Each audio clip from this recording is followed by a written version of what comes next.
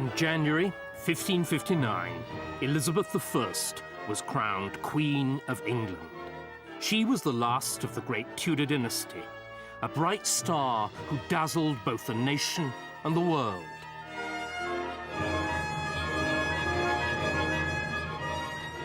The achievement of most stars fades quickly, but Elizabeth has lasted for nearly 4 centuries, and it's easy to see why. She reigned for 45 tumultuous years. Her ships defeated the Spanish Armada and sailed round the globe. In her time, Shakespeare wrote plays and Spenser wrote poems. English noblemen and foreign princes wooed her, but she, the Virgin Queen, made love to that loyalist of audiences, the English people. Elizabeth was one of the daughters of King Henry VIII, but the right of women to succeed to the throne was still in doubt, and her path there would be perilous. Her father would kill her mother, and she would be disinherited. Her sister would imprison her in the Tower and threaten her with execution. Men would love her for her royal status and not for herself. She would be sexually abused by her own stepfather. Most monarchs are handed their crowns on a plate. Elizabeth got hers by cunning and courage. Elizabeth's sex was a disappointment to Henry. Astrologers had assured him that the baby to be born in September 1533 would be a boy. He already had one daughter, the 17-year-old Mary. What he wanted was a son and heir. But although Elizabeth was a girl, the magnificent christening planned for the longed-for prince went ahead. Every detail had been seen to, down to the brazier to warm the water in the font. She was even proclaimed princess, the title of the heir to the throne. Elizabeth ego te baptizo in nomine Patris et Filii et Spiritus Sancti. Amen. According to the French ambassador, the whole occasion was so perfect that nothing was lacking. Actually, things were far from perfect at Elizabeth's baptism, because Elizabeth was the child of a second marriage, and Henry's second marriage, like many second marriages today, aroused very strong feelings. For instance, the imperial ambassador refused point blank to attend the baptism. He even refused to recognize Anne Boleyn, Elizabeth's mother, as Henry's wife. Instead, he sneeringly referred to her as the whore. And as for little Elizabeth, she was the bastard. Even one of the officiating clergy, when he was asked, had the baby been baptized in hot water or in cold, replied, hot, but not hot enough. Henry divorced his first wife, Catherine of Aragon, because she had not given him a son. But now her replacement, Anne Boleyn, was having her own gynecological problems. After 2 miscarriages, she finally had a baby boy, but it was stillborn. Anne had failed in her principal duty as royal breeding machine. Meanwhile, Henry had fallen in love with another woman, Jane Seymour. For Anne, the end came with terrifying swiftness.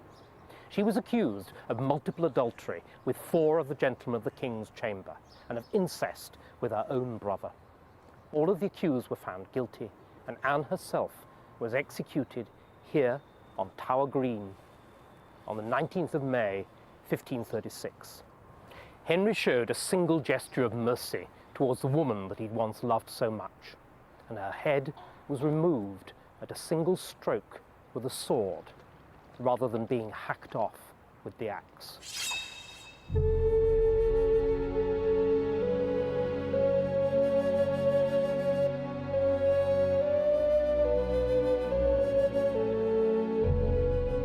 Elizabeth was only 3 when her mother was executed as a traitor and a whore. For many children, this would have been a lifelong trauma, but Elizabeth seems to have airbrushed her mother from her memory. It was to be Henry who filled her world.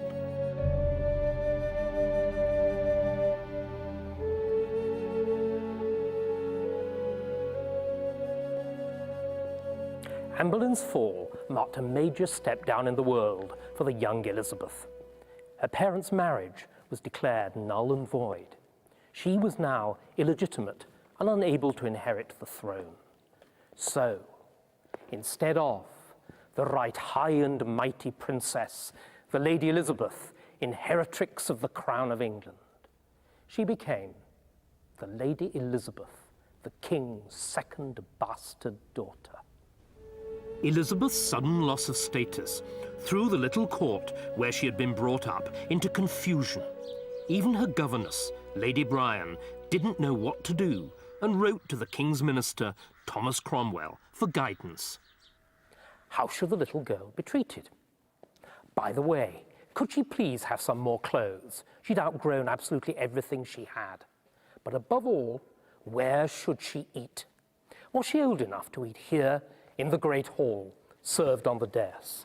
Or should she continue to eat in her chamber, where it would be easier to keep her away from the rich foods that were so bad for her teeth and her digestion? Whatever her status, no one could forget that Elizabeth was Anne Boleyn's daughter. And it was in order to marry Anne that Henry had broken away from Rome and made himself head of the church in England. It was a revolution, and one of its victims was the monasteries. They were amongst the greatest English landowners. Their assets were seized and their buildings dismantled. One of them was Glastonbury Abbey, then the largest church in England.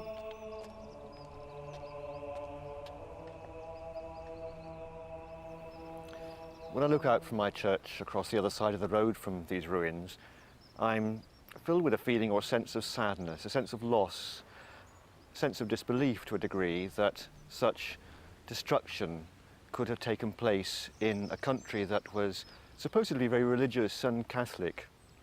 This abbey here was a place of pilgrimage. The abbey contained a statue of Our Lady, which is what Catholics call St. Mary, and people would have come from far and wide to pay their respects, to say their prayers, to make their offerings and ask for various helps. Within the space of 9 years from the Reformation, the dissolution of the monasteries, this went from being one of the grandest Catholic churches in this country to pretty well what we see around us today. Hardly one stone on top of another. The damage to the Catholic Church wasn't just physical, it was spiritual too. Out of these ruins would grow a new Protestant faith. Henry's religious revolution would divide his country and his family. Henry had now embarked on his third marriage to Jane Seymour. In just over a year, she gave him the son that he craved. Edward, legitimate and a boy, was now undoubted heir. Edward, quid petis ab ecclesia Dei? Elizabeth, as his half-sister, was no more than a minor royal. She had once been princess herself. Now she was an attendant at her baby brother's christening. Serva mandatum. She also lost her governess to Edward, as Lady Bryan was transferred to look after the young prince. Her replacement was Cat Ashley, a well-educated and devout woman who became very close to Elizabeth.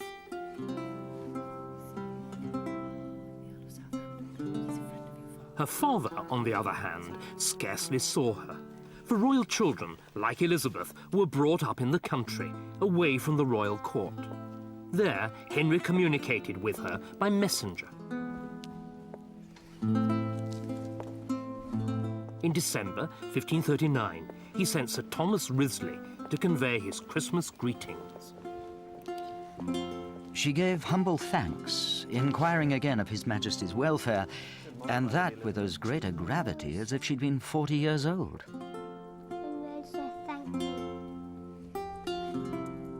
Children in the 16th century had to join the starched and corseted adult world as quickly as possible. They were expected to look like their parents and to behave like them. Even slight misdemeanors were severely punished. One royal tutor advised, never have the rod off a boy's back, and the daughter especially should be handled without cherishing. But Elizabeth was lucky. Her tutors belonged to the new school, which thought that kindness was a better teacher than the cane. But then the young princess was a model pupil, and she studied languages from the age of 4. She became fluent in French, Italian, Latin, and Greek. C'est un chevet touffu émaillé de couleurs, d'un million de fleurs. Omente che scrivesti ciò che io vidi. Persuasum est auctoritate maiorum. Cur itasit. Nihil tum indoces. But it was how she learned languages that mattered as well. She was taught by the method of double translation. This means that the little girl had to translate a passage from Latin into English and then back again into Latin, getting it absolutely right, word for word. Now, for most children, this kind of thing would have been an absolute torment. But Elizabeth seems to have revelled in it. She must have had the mind of a computer programmer or an expert solver of crossword puzzles, because she continued to do translations for the whole of the rest of her life. She did them for fun and for relaxation, but she also did them as a kind of mental discipline to keep her emotions under control, just as nowadays some people might practice yoga or meditation. Elizabeth was the kind of daughter of whom any father would be proud, and this painting shows Henry's confidence in her. It commemorates his decision in 1544 to reinstate both his daughters in the succession. No woman had ever sat on the English throne before. Now, if Edward died without an heir, first Mary and then Elizabeth would become queen. Henry then sailed for France to fight a war, leaving his wife, Catherine Parr, as regent in charge of the kingdom. Elizabeth now witnessed at first hand that an intelligent, well-educated woman could rule effectively. At about this time, Elizabeth acquired a new tutor, Roger Ascham. He worked with the brightest minds at Cambridge, but he found Elizabeth more than their equal. The Lady Elizabeth shines like a star. The constitution of her mind is exempt from female weakness. No apprehension can be quicker than hers. She demonstrated her abilities in an extraordinary New Year's gift for her father. It's a work of prose, but it shows the 12-year-old girl to have been, in her way, just as much of a child prodigy as the young Mozart. It's bound in red cloth of gold, heavily embroidered, with Henry's initials, top and bottom. And, well, you can actually see it more clearly on the back. In the middle, a cipher. That's the interlaced initials for Henry and Catherine, spelt with a K, Catherine Parr. The cover's the work of a professional embroiderer, but inside it's all Elizabeth's own work. And what work? Page after page of perfect, beautiful, rhythmic, italic handwriting. It shows just how far she'd come on in a year. Her New Year's present of the year before to her stepmother is filled with mistakes, corrections, second thoughts. But here, nothing. First the Latin, then the French, then the Italian. Not a mistake, not a mistranslation, not a blot. Just perfection. But it's the introductory letter that really takes us into Elizabeth's own mind. She addresses her father, a very striking phrase, matchless and most kind father. She even has her own views on the importance of the state of kingship. The state of kingship, which philosophers say is equivalent to that of a god upon earth. In love with her father, perhaps even more in love with the idea of monarchy. Elizabeth had never been more secure in her royal status. She basked in Henry's attention. In 1546, she had this portrait painted for him, and it shows her as she wished to be seen by her father, So she's studious, one finger marking a page in a book. She's pious. The book open on the lectern beside her is certainly the Bible. She is the virtuous Renaissance princess.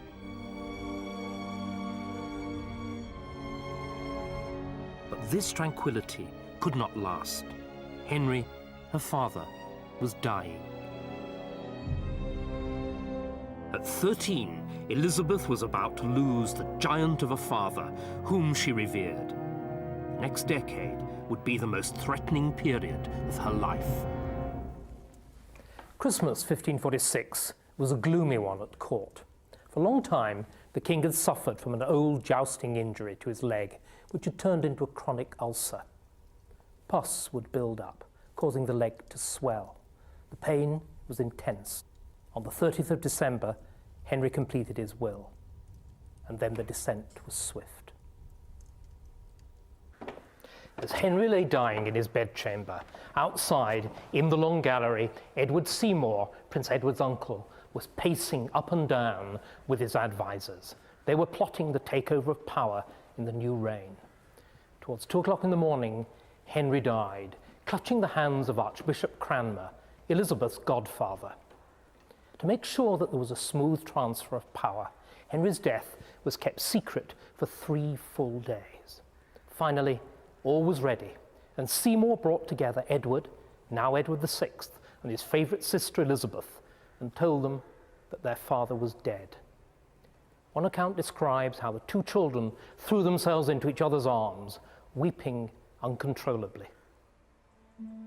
Little King Edward VI had stepped into his father's shoes, but there were several sizes too big for him.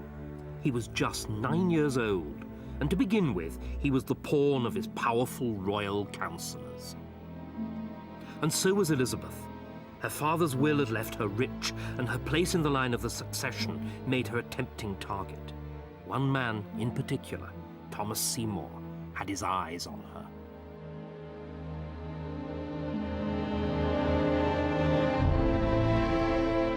The Seymour brothers, as uncles to the young king, were the most powerful family in the land. Thomas, the younger brother, was bitterly jealous of his elder brother Edward, because Edward had made himself Duke of Somerset and Lord Protector. Edward built Berry Pomeroy Castle in Devon. It's still owned by his descendant, John Seymour. Thomas, I think, was a wonderfully flamboyant and colourful character. Like his brother, he was very ambitious, and he took the most of the opportunities that were presented to him. He was headstrong. I think he probably didn't think a great deal about what was going to happen as a result of his actions, but he was undoubtedly out to favour himself and make the most of his opportunities in his life, which he did. Thomas plotted his advancement to power from his base at Sudeley Castle in Gloucestershire. His first idea was to marry one of Henry VIII's daughters. Either Mary or Elizabeth would have done. But the council vetoed that idea. So Seymour went for the next best thing and proposed to Henry's widow, Catherine Parr.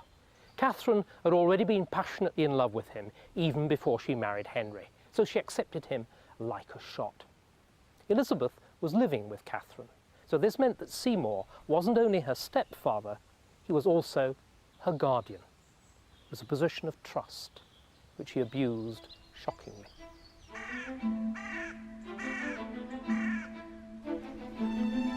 At first, Catherine Parr's involvement made Seymour's game seem innocent enough. Elizabeth found Seymour an intriguing playmate. He was 40, and she was just 14.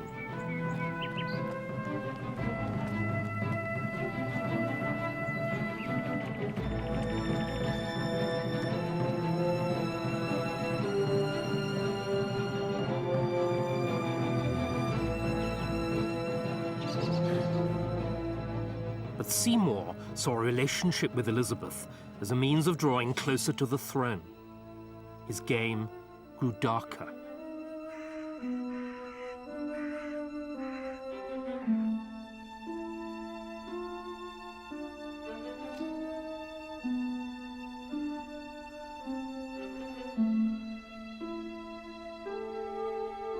Catherine Parr was deceived by these antics, but Cat Ashley was worried. He romped with her in the garden and cut her gown into 100 pieces.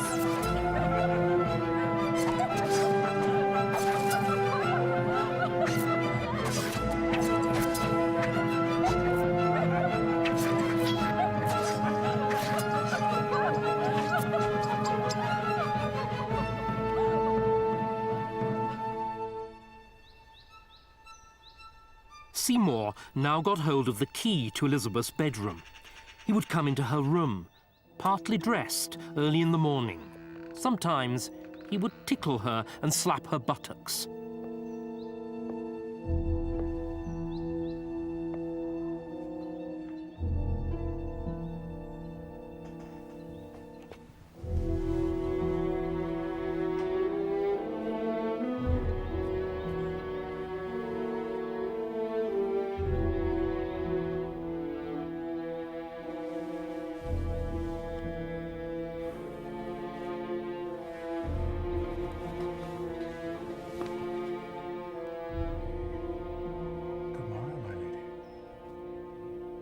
Elizabeth was confused by Seymour's behaviour and by her reaction to it.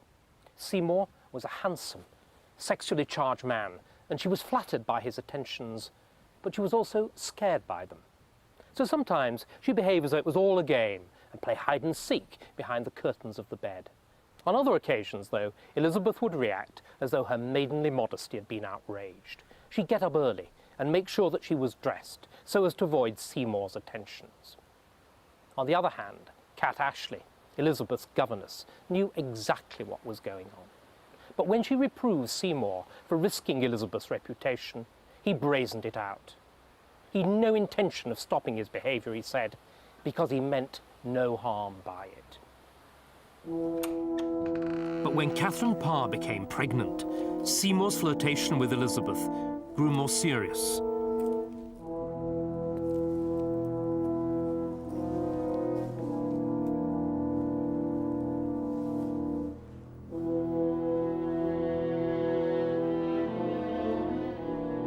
At first, Catherine could not believe what was happening. Finally, she was left in no doubt. My lord. Your Grace. Following a painful interview during which Elizabeth hardly spoke, her stepmother sent her away. It was the last time Elizabeth saw Catherine. When she moved to Sudeley to have the baby, Elizabeth wrote to her, wishing her luck.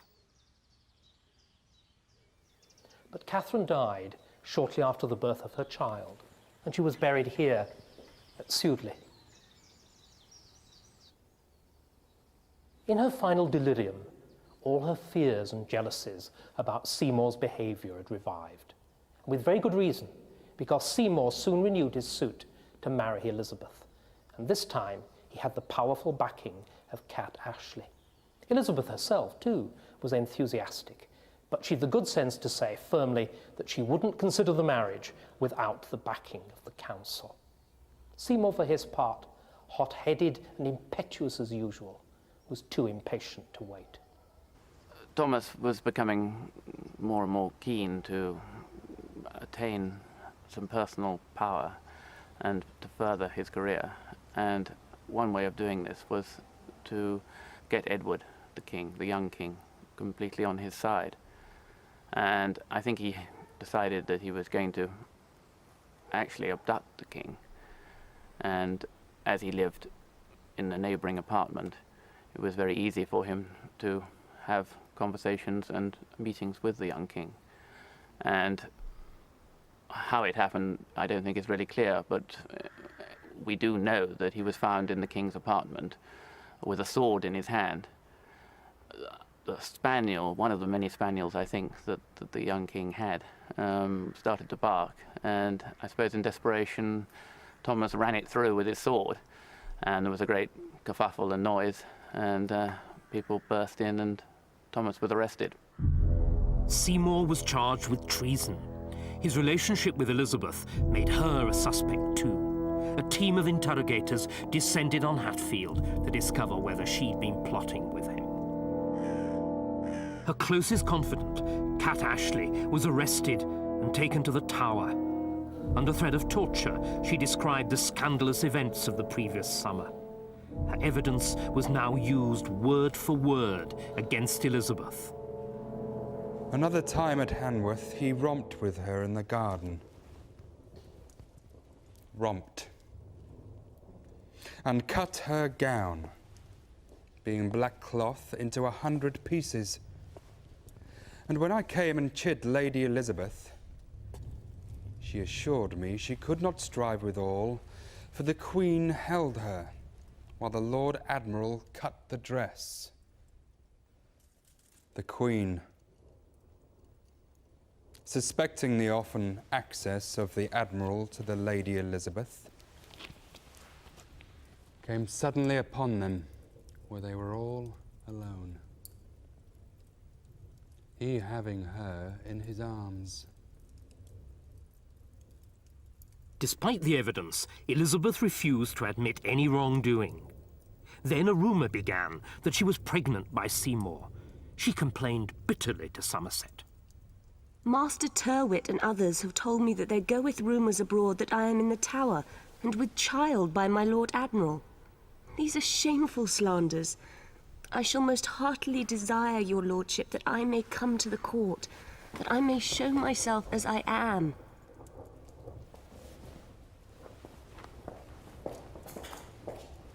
Tyrwhitt told Somerset he was sure she was guilty, but he could prove nothing.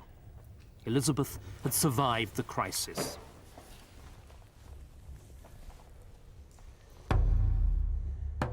But Seymour's guilt was clear. In March 1549, Somerset signed his brother's death warrant, and Seymour was beheaded on Tower Hill. Elizabeth's brush with Thomas Seymour marked a turning point in her young life. It was a brutal initiation into the world of adult politics and adult sexuality. She'd learned the hard way that a sexual relationship, even a close friendship, might mean danger, perhaps death. She knew now that when a man approached her, he got his eyes on the throne as much as on her. From this point onwards, she trusted almost nobody. She kept her own counsel, and she concealed her true thoughts. It was her defense against a hostile world.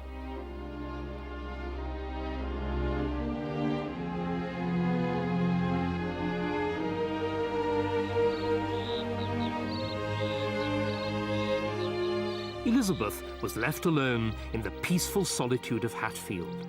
Here, she continued her studies. She also indulged a passion for riding and hunting. The clean air and exercise were a welcome antidote to the headaches and sickness that had plagued her during the investigation and would recur throughout her life during moments of stress.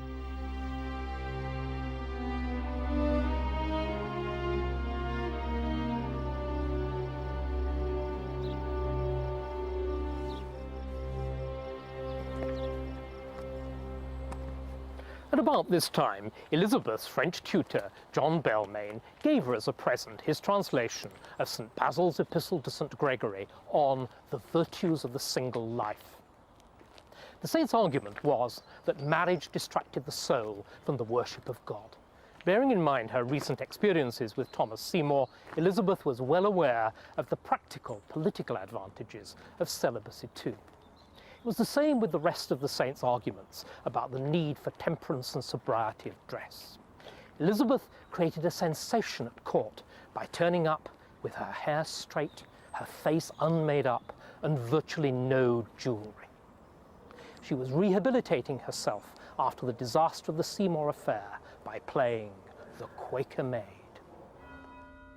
There was more to it than just image. Elizabeth was caught up in the new Protestant mood in England. The crosses and candles of the Catholic faith were being stripped from altars everywhere. The new faith had the enthusiastic backing of Elizabeth's brother, the young King Edward. But by 1553, the 15-year-old king was dying of tuberculosis. He was desperate to stop the religious reforms being undone by his Catholic sister Mary, who would succeed under the terms of their father's will. So he excluded her from the succession because she was a bastard. But if Mary was a bastard, so too was Elizabeth. Instead, Edward chose a Protestant cousin to succeed him, the 15-year-old Lady Jane Grey. Anxiously, Elizabeth waited with her armed followers at Hatfield to see what would happen next. In July 1553, Edward died. Lady Jane Grey was proclaimed queen, and Elizabeth and Mary were denounced as bastards. But Mary was Henry's elder daughter, and in the eyes of the people, she was rightful queen. She was supported by many of England's leading families.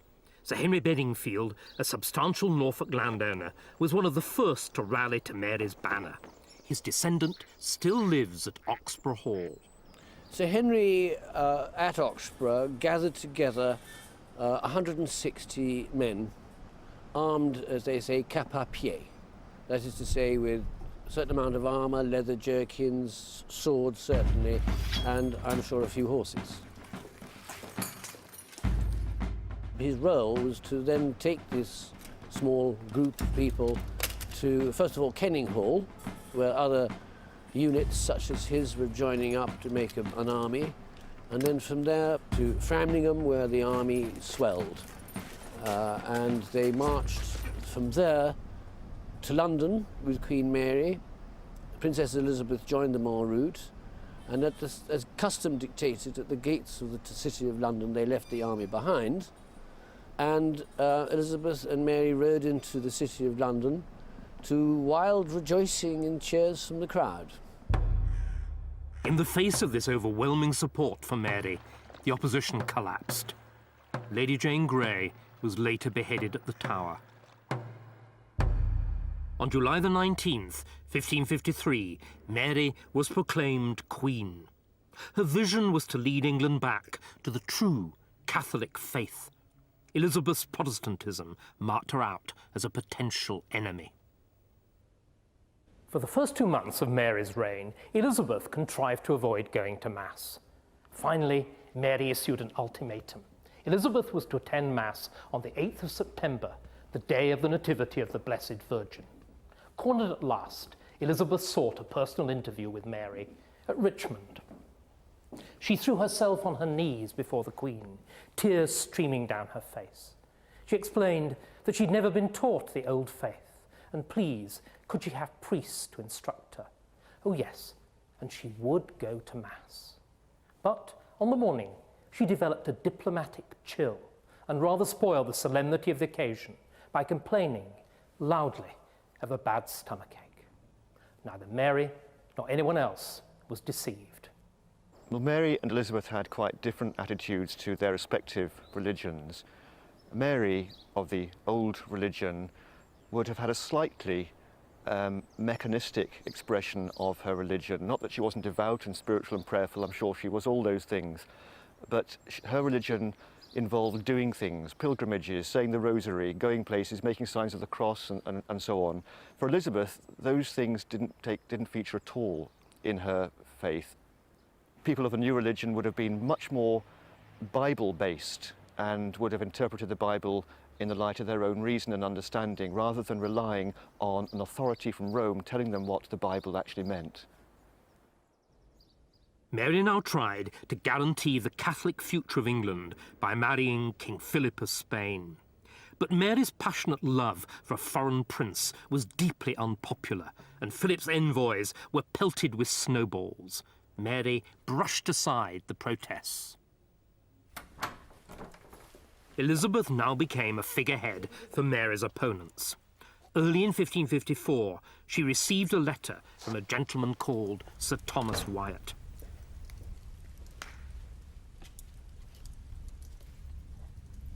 He told her that he intended to rebel to prevent the Spanish marriage.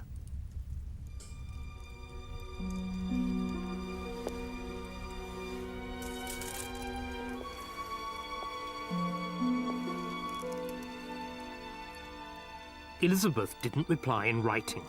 Instead, she told Wyatt's messenger, with careful ambiguity, that she would do as God would direct her. Within days, Wyatt had raised an army of 7,000 men in the southeast and marched on London. As Wyatt's army drew closer to the capital, there was panic in Mary's court. Mary ordered Elizabeth to come to Whitehall, where she could be kept under control. But Elizabeth claimed that she was ill. Mary's doctors confirmed the illness, but said, nevertheless, that she was well enough to travel. It took her 11 days to cover the 23 miles to London. By the time she arrived, Wyatt's rebellion had collapsed. He had overestimated support for his cause. Wyatt was beheaded and quartered on Tower Hill. At first, Elizabeth was detained and interrogated at Whitehall. Then it was decided to send her to the Tower. The night before the journey, Elizabeth wrote to Mary. She was writing for her life. I most humbly beseech your majesty that I be not condemned without answer and due proof, which it seems that I now am. For without cause proved, I am commanded to go to the Tower, a place more wanted for a false traitor than a true subject. This is the letter that Elizabeth writes at this most desperate moment of her life. She begins with a fine, firm, clear hand, but gradually, as the pressure of circumstances gets to her, remember, she thought that she'd only days, perhaps even hours, before she was executed. The handwriting becomes looser and more irregular. She makes mistakes, and then she corrects them. But finally, she's run out of things to say and time to say them in, and still she's only a quarter of the way down the second page. Then, as a primitive security device to stop anybody forging her handwriting and making incriminating additions to the letter, she draws long diagonal strokes that almost fill up the page. They leave just space at the very bottom for a postscript. I humbly crave but only one word with yourself. Summarizes the entire letter. And then, at the right, she signs off. Your Highness's most faithful subject from the beginning, and shall be to my end. Elizabeth's letter was a long one. Deliberately so, because by the time she had finished, the tide was too high for a boat to be able to make the journey safely to the Tower. She'd bought herself a few precious hours, but to no avail. Mary didn't even deign to reply. Early the next morning, Elizabeth was rowed up the river to the Tower. The rain was falling in a steady drizzle. Elizabeth knew that most of those who made this voyage would never make another.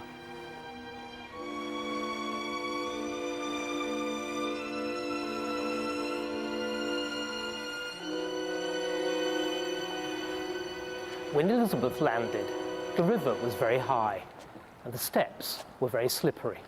She found it difficult to keep her feet. She found it even more difficult to control her terror. I never thought to come here a prisoner. I beseech you all, my friends and fellows, bear witness that I come here no traitor, but as true a subject to the Queen's Majesty as any now alive. At the top of the steps stood the soldiers. They were there to guard her. Instead, they fell on their knees, crying, "God save your grace."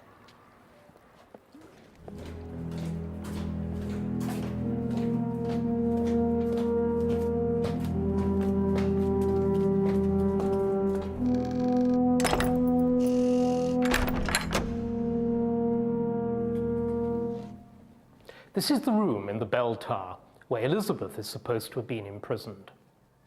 The 8 weeks of her captivity in the tower were the darkest days of her entire life. As so often happened at moments of psychological crisis, she fell ill. She thought constantly of death. After all, she was only a few yards from the spot where her mother had been executed. She prayed to be delivered from the same fate. 2 months dragged by. Still, there was no word from Mary. Elizabeth could only expect the worst. On the morning of the 19th of May, 1554, Sir Henry Bedingfield, Mary's staunch supporter, arrived at the Tower with 100 men.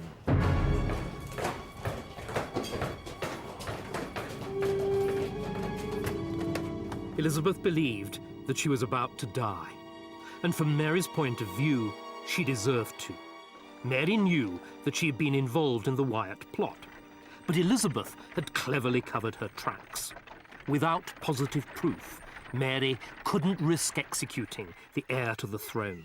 Bedingfield took Elizabeth to Woodstock Palace, near Oxford. The relationship that Elizabeth had with Sir Henry was, from Sir Henry's point of view, a very professional one. And from her point of view, I think thoroughly frustrating, because he was there with a bunch of keys, and he kept her locked in. Garden gates were locked. If she wanted to go for a walk, there was someone had to accompany her, an armed guard. She couldn't receive anything in case there were messages involved. And she, in fact, called him my jailer.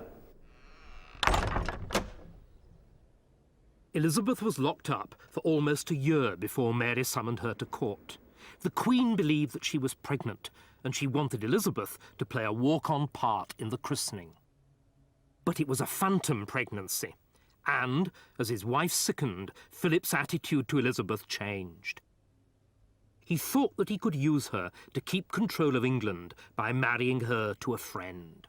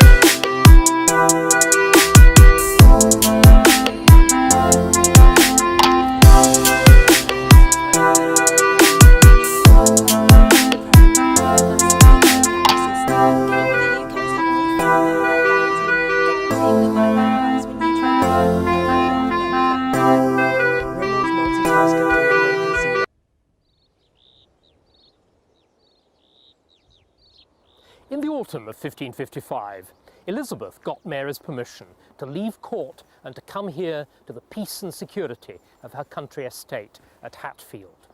She wanted to escape the court with its poisonous atmosphere of intrigue and surveillance. But she also wished to put a metaphorical distance between herself and the actions of Mary's government, because that summer the burning of Protestants had really got underway.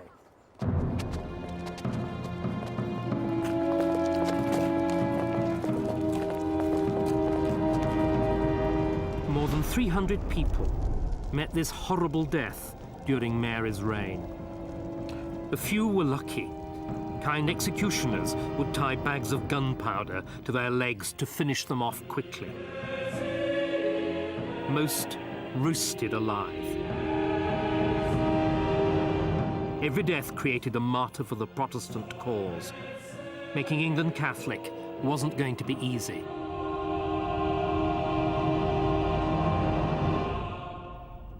Sensing that her time was near, Elizabeth fiercely resisted Philip's plans to marry her off to a Catholic prince, the Duke of Savoy.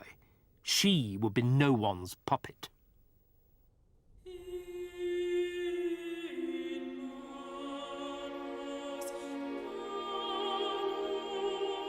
Mary was dying, but still she resisted naming Elizabeth as her successor.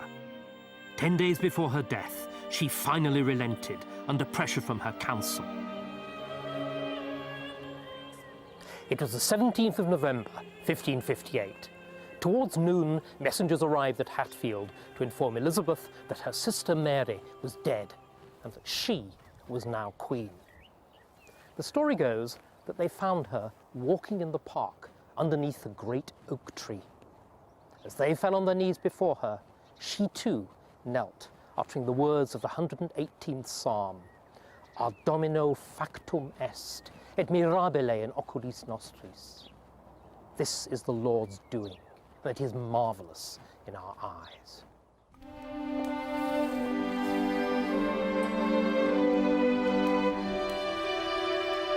The Spanish ambassador, de Feria, told Elizabeth she owed her throne not to the Lord, but to King Philip. Elizabeth would have none of it. She is a very vain and clever woman. She puts great store by all the people who put her in her present position, and she will not acknowledge that your majesty or the nobility of the realm had any part in it. She is determined to be governed by no one. On Wednesday, the 23rd of November, Elizabeth rode through these great gates of the Charter House in London to take possession of her capital. Her journey from Hatfield had turned into a triumphal progress. She was accompanied with a great train of 1,000 lords, ladies, and gentlemen, and vast cheering crowds greeted her arrival. Elizabeth consulted the astrologer Dr. John Dee before choosing Sunday, the 15th of January 1559, for her coronation. The Queen walked along lengths of blue cloth from Westminster Hall to the entrance to Westminster Abbey. The crowds behind her fell on the cloth, cutting off pieces as souvenirs.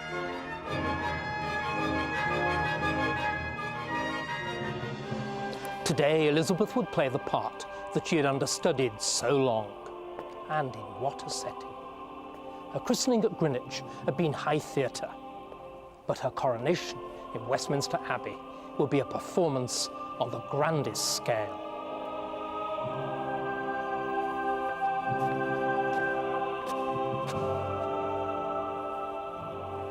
First, Elizabeth was acclaimed by the people and swore the oath. Next, her outer robes were removed, and she knelt solemnly for the anointing.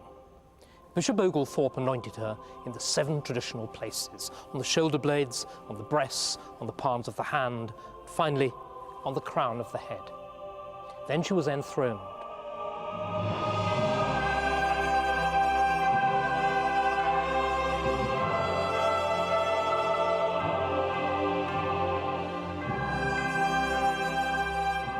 Successively, 3 different crowns were put on her head, and on her 4th finger, a ring as a symbol of the mystical marriage between Elizabeth and her kingdom.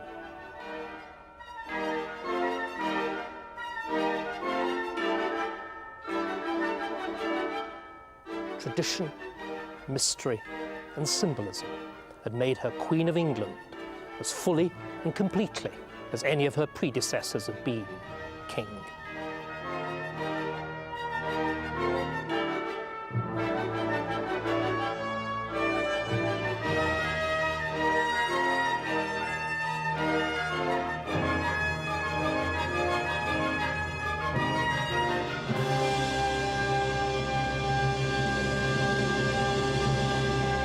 Elizabeth at last wore the crown.